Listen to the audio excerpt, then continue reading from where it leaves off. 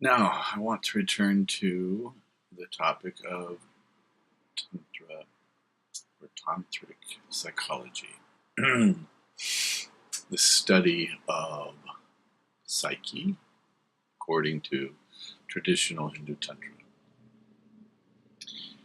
Now, one of the really important concepts to grasp is that when we speak of mind, psyche, or mind, or spirit, even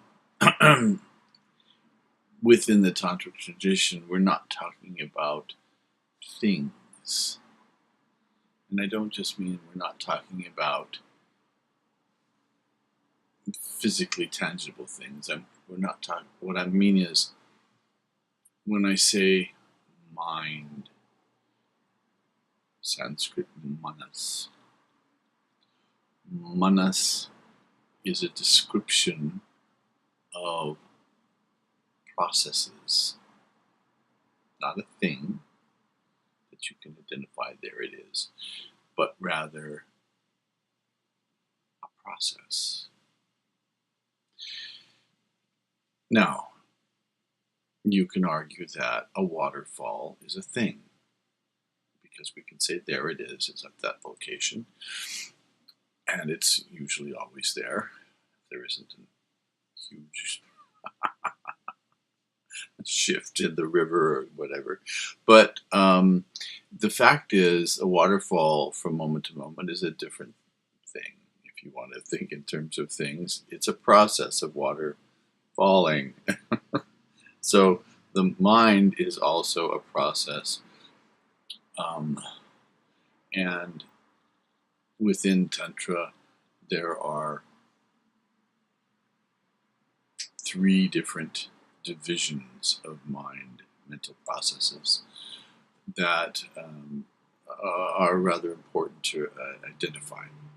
So, in part 1, we talked about the 5 senses and how the 5 senses create a version of reality unique to each one of us. And that because of that, we can sort of say that, or the Tantra says, that the world is created or is made of 5 elements, the input from 5 senses. Once again, that's also, we're describing a process.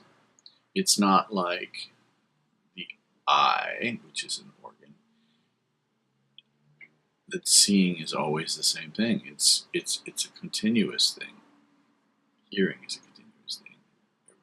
All of those processes are going on, and it's only by combining them together that we get this version of the reality that we call the world. A simple way to understand this concept is a flashlight in the dark, spinning around. In my hand, here in the light, I'm seeing the same effect somewhat. If you spin a flashlight around in the dark, it creates the illusion of a circle. Now, is there really a circle there? Well, at one level, yes, because you experience it. There it is. You can see it. There's a circle. So you can't say it doesn't exist. But is it a thing? In the sense that a hula hoop is a circle? No.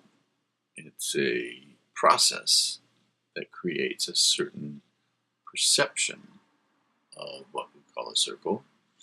And so that's the way that our senses create an appearance of something we call the world.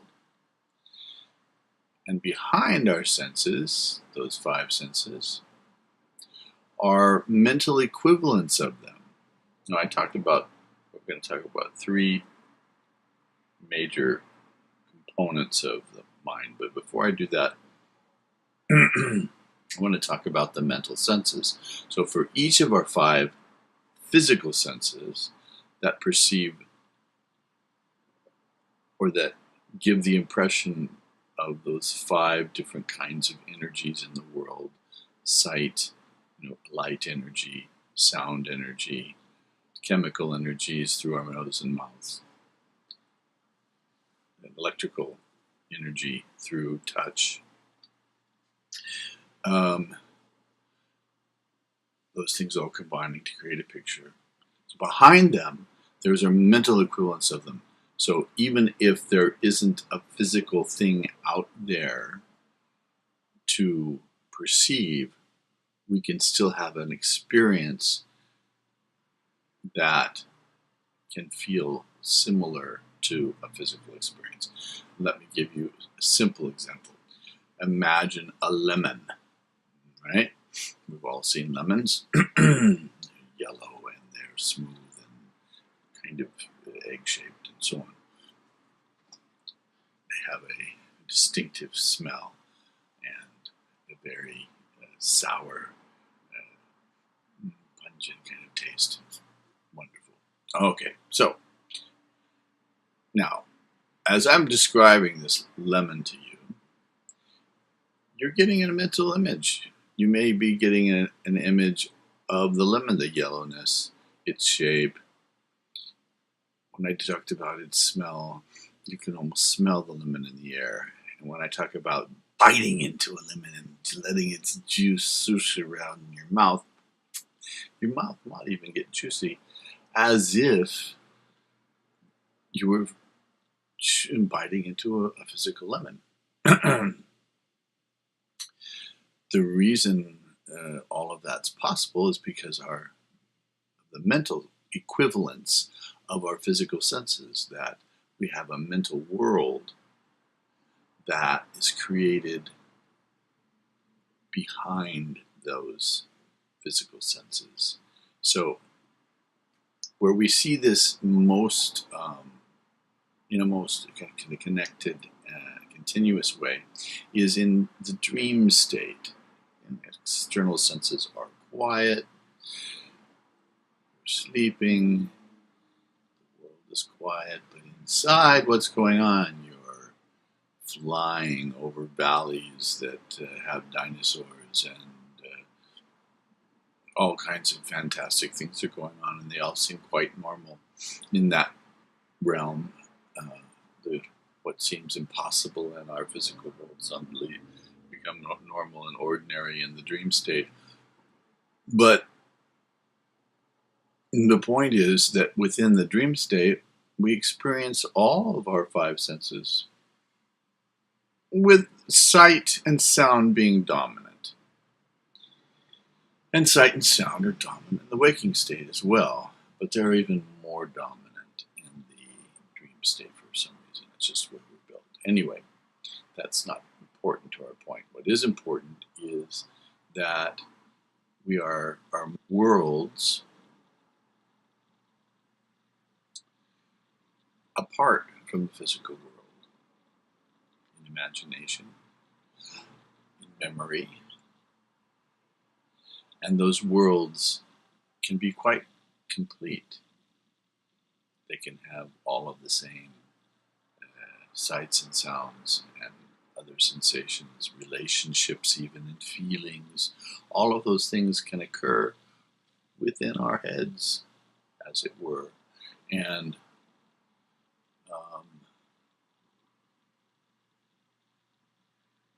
isn't that amazing? So, as we progress in our understanding of psyche, we started with the external senses and how they create a version of reality. Now we go to the internal senses. There's a technical term, tanmatras, that's an interesting term.